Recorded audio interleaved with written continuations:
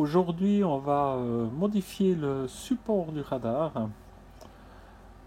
Ça fait à peu près une dizaine d'années qu'il est monté comme ça, mais comme il y a juste deux points de fixation, ce radar de la vague tape un peu en avant et en arrière.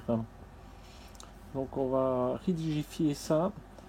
Sinon, il est monté sur un petit système hydraulique et il reste toujours à plat, même avec le bateau agite. Alors, on va faire cette petite amélioration aujourd'hui. C'est Stella qui va me hisser là-haut. Donc, j'ai installé un manivelle de winch électrique. Et ici, pour pas qu'elle ait tout le bras de levier à tenir, on a mis une petite corde. Et on prendra le sens de rotation long. Et en principe, elle n'aura pas besoin d'y mettre trop d'efforts pour me hisser. Comme ça, voilà.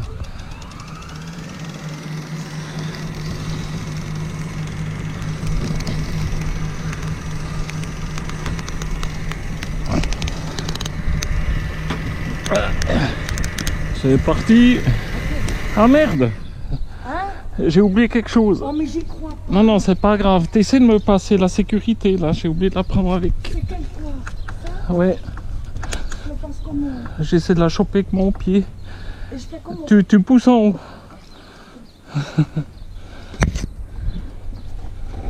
Là, je suis pas assuré donc. Voilà. Hein.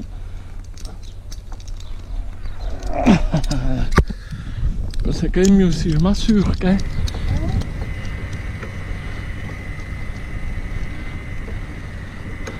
C'est bon? Vas-y, vas-y.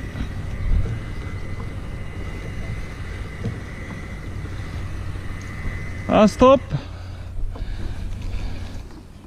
On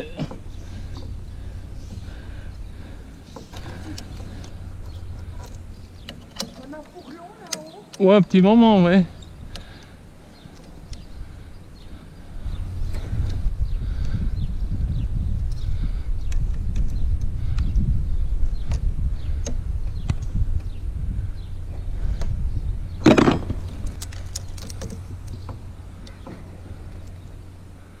Alors j'enlève la corde bleue là, hein, papy. Si tu veux, ouais.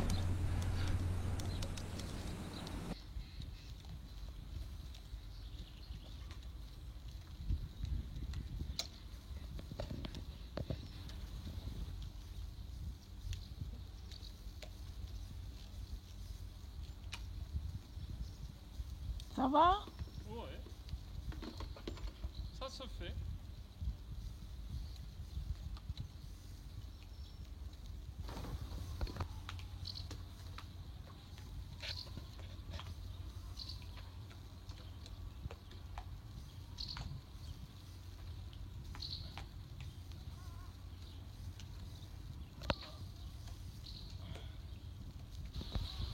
Voilà, installation terminée. Comme on est toujours confiné, j'ai décidé de changer mes filières parce qu'elles sont toujours d'origine. Le plastique commence de péter.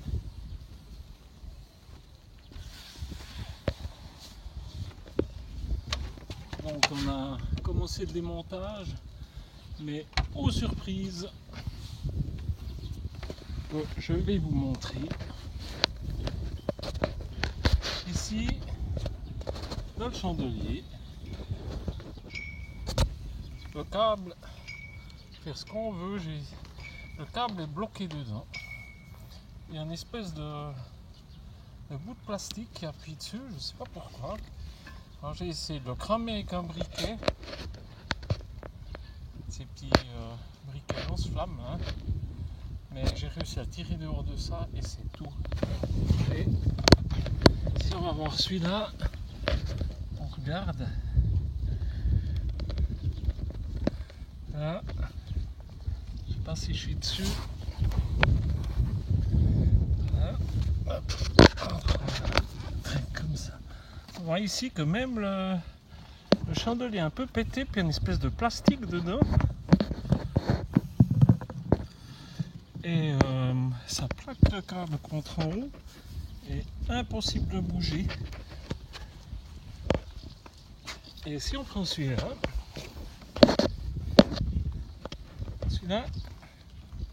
il va bien, ça passe. Ici, j'ai pas trouvé la solution. Descendre au fond, voir s'il y a une vis.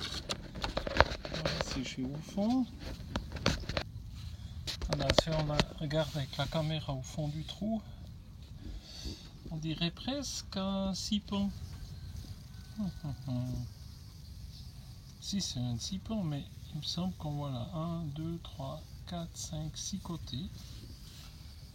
Quelle idée. Puis quelle merde. Bon.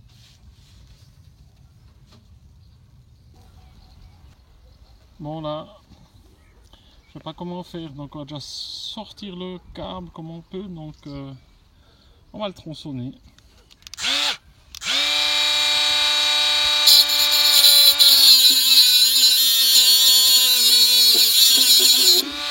Voilà.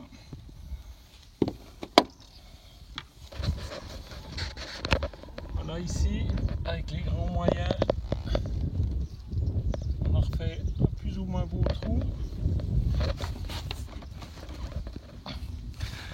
Et ici, ben, on a coupé le câble à la tronçonneuse, mais le chandelier, il a une sale gueule, il est déchiré là.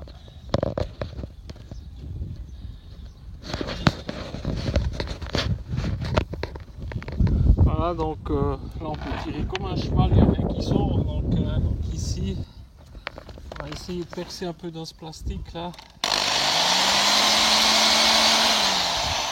J'ai regardé dans l'autre, il n'y a pas de... J'ai réussi à regarder, il n'y a pas de vis, c'est une pièce en Delrin ou je sais pas quoi qui est là-dedans. Et puis je sais pas comment ça se fait que ça c'est... Voilà, une petite heure de boulot pour sortir le câble. Et puis ici, ben voilà, il y a juste ces petites fissures, hein. Mais bon, on s'est dit donc ça c'est épais, je veux dire, première vue quoi. Un tube en plastique là-dedans. Après, comme j'ai compris ça, ah bon, c'est pas très beau, mais ça se verra pas trop. On va vivre avec ça. J'ai déjà réussi à pas mal le revoir. Et puis, le dernier là-bas au fond. Voilà. Et demain, on attaque.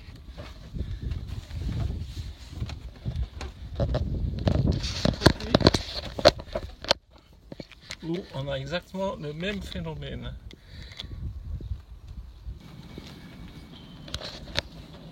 Voilà, là on a un peu désossé toutes les pièces des filières.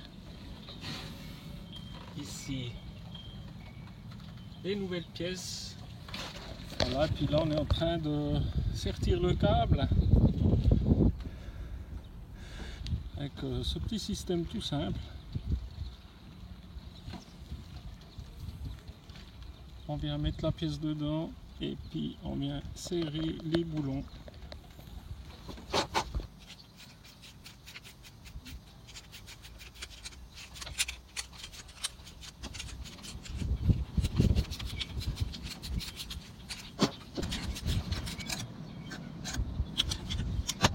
Ah, et là. Voilà. Ici, les nouvelles filières sont posées avec les nouvelles petites barrières. Alors, au départ, je pensais remettre un tube plastique par-dessus, mais ici, les gens m'ont vivement déconseillé ça il y a une année ou deux avec les UV. Donc, je pense que on va rien y mettre du tout. C'est quand même plus beau qu'avec ce plastique foutu. Alors aujourd'hui, Stella elle est à la tâche, c'est la touche finale. Nettoyage des inox. On va être content d'arriver au bout, il y a quand même un peu de taf, mais ça vient magnifique. Ici à l'extérieur, on voit les haut-parleurs de cockpit. d'origine, 25 ans. Donc là, à force de donner des coups de pied dedans, le plastique avait pété. Donc j'ai mis une de ces grilles qu'on utilise pour mettre sur les casseroles pour pas que ça l'huile elle gicle. Puis on a mis ça et puis ça a tenu jusqu'à maintenant. Mais là, les haut-parleurs sont vraiment cuits. Et là, maintenant, on en a déjà arraché un. Alors de sortir sans le péter, ça n'a pas été possible. Et là, il faudra agrandir le trou à la scie sauteuse et puis monter les autres.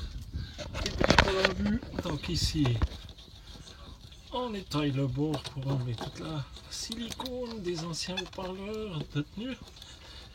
Donc ici, j'ai retracé un trait avec le petit trou. Parce qu'avec les autres haut-parleurs, on doit couper ici. Donc j'ai centré tout ça et puis après, on va venir passer la scie sauteuse, agrandir le trou, faire les trous ici. Pof pof.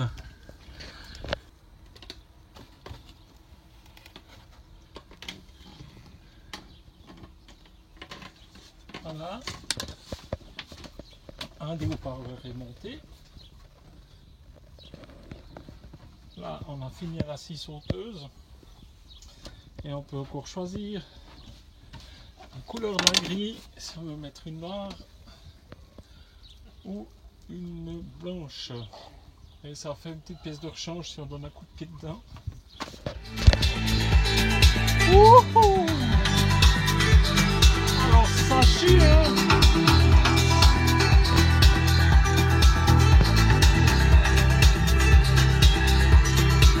Ça est fort agréable dans le cockpit. Et ici, des petites lampes LED avec ici une partie électrifiée anti-moustique. Ça se recharge par USB avec plusieurs modes d'éclairage.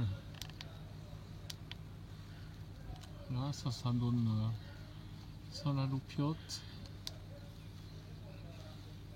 Alors une lumière très blanche, c'est encore pas passé là, donc il y a deux chaleurs de lumière qui sont réglables.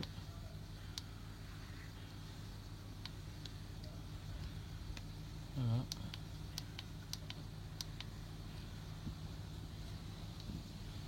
Et puis ça nous fait un petit éclairage sympa et